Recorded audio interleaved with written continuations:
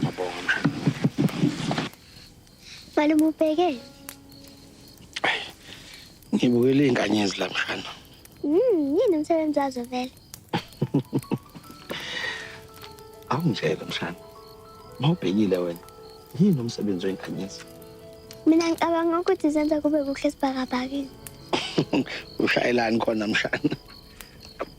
Ey, yabona mshana.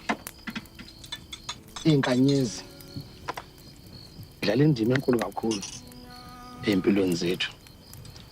Ngoba noma kumnyama mshana, izona ezisikhanyiselayo. Kanti-ke nasemandulo okhokho babesebenzisa zona ukuze bazi ukuthi sesikumuphi unyaka noma sesikiphi inyanga. Wow, so siyasebenzisana ukuze sikhona ukusinika yonke le information. Siyasebenzisana kakhulu. Hayi uyabona njengaleya nkanyezi. Awungitshele, banebe yodwa bizokwazi ukuthi sikhanyisele iphinde siphe lonke lo lwazi.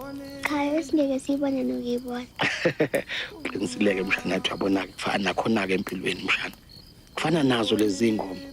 Siyadinga ukuthi sisebenzisane njengazi inkanyezi esiphakaphakeni. Just like uma ukenzela iti bese mina ngaliletha. Exactly. Yathi uyabona-ke thanda ukuthi uhlakaniphile kona mshana wami.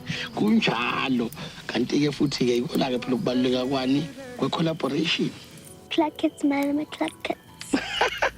Clock it mshana. Tungikhumbulile